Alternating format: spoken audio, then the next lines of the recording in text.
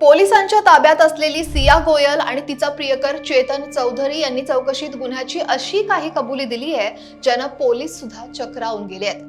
पुण्यातील प्रसिद्ध real estate व्यावसायिक केतन अग्रवाल याच्या लोहगड किल्ल्यावरील संशयास्पद मृत्यू प्रकरणाला आता अत्यंत असा धक्कादायक वळण आलंय। माझं चेतनवर प्रेम आहे आणि मला हे लग्न करायचं नाही असं मी केतनला आधीच स्पष्ट सांगितलेलं, पण तो लग्न मोडायला तयारच नव्हता असा खळबळजनक दावा सियानं पोलिसांसमोर केलाय। या हत्याकांडात सिया हीच आता मुख्य मास्टरमाइंड असल्याचं तपासात समोर आलंय। लग्नाचा दबाव, सगळं प्लॅनिंग, नशा आणि खोटेपणा जाणून घेऊयात सगळं सविस्तर। नमस्कार, मी अक्षरा चोरमारे आणि आपण पाहताय लोकमत। तर 18 जूनला लोहगड किल्ल्यावर सिया आणि चेतननं एक सांकेतिक कोड ठरवलेला। पुणे ग्रामीणचे पोलीस अधीक्षक संदीप सिंग गिल यांनी दिलेल्या माहितीनुसार केतनची हत्या हा अचानक रागाच्या भरात घेतलेला निर्णय नव्हता, तर अनेक दिवसांचा पूर्वनियोजित असा कट होता रचलेला। या योजनेनुसार जेव्हा सिया केतनच्या समोर खाली वाकेल तोच चेतनसाठी इशारा असेल। दुपारी लोहगड किल्ल्यावर पोहोचल्यानंतर जसा चेतन मागे आला तशी सिया खाली झुकली आणि चेतननं मागून येत केतनला थेट दरीत ढकललं।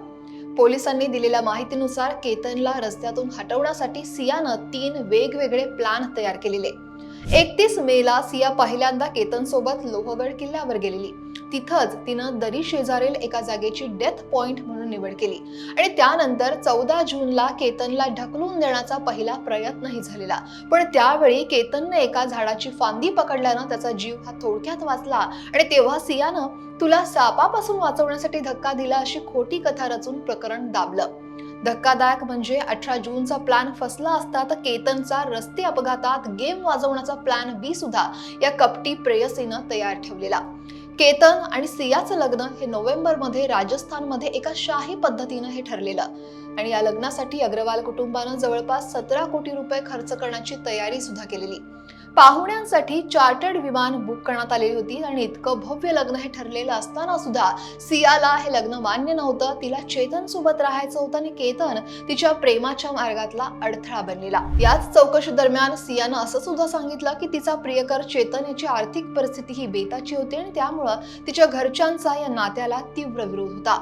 केतन हा अत्यंत गर्भश्रीमंत आणि प्रतिष्ठित कुटुंबातील मुलगा असल्यानं त्याच्याशी लग्न केल्यावर सियाचं आयुष्य हे सुरक्षित होईल असा तिच्या पालकांचा विचार होता।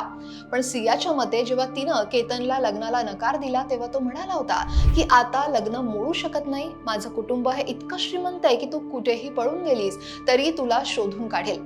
तपासात या सगळ्या असं सुद्धा समोर येतंय की सिया आणि चेतन हे दोघे नशेच्या आहारी सुद्धा गेलेले। हत्येच्या दिवशी चेतन आपला मोबाईल हा दुकानदाराकडे सोडून त्याच्या कर्मचाऱ्याचा मोबाईल घेऊन हा किल्ल्यावर आलेला लोहगड किल्ल्यावर आणि तसंच त्यानं चेहऱ्याला मास्क सुद्धा लावलेला। तर दुसरीकडे केतनच्या मृत्यूनंतर जेव्हा सिया शोक व्यक्त करण्यासाठी त्याच्या घरी पोहोचली तेव्हा तिच्या बदललेल्या वागण्यामुळे केतनच्या बहिणीला तिच्यावर संशय आला। 35 वर्षापासून व्यावसायिक संबंध असलेल्या गोयल कुटुंबाची मुलगीच आपल्या एकुलत्या एका मुलाचा काळ बनेल अशी कल्पना सुद्धा या अग्रवाल कुटुंबानं केली नव्हती, स्वप्नात सुद्धा नव्हती। केतनचे वडील विशाल आणि आजोबा रामविलास अग्रवाल यांनी या प्रकरणाचा खटला आता फास्ट ट्रॅक कोर्टात चालवून नराधम आरोपींना फाशीची शिक्षा देण्याची मागणी सुद्धा केली आहे। पोलीस आता या प्रकरणातील तांत्रिक पुरावे आणि इतर बाजूंची कसून चौकशी सुद्धा करतायत। पण या एकूणच प्रकरणावर सियानं रचलेल्या 3 प्लॅनवर या कटावर तुमचं मत काय आहे? कमेंट नक्की करा आणि लोकमत सबस्क्राईब करायला विसरू नका।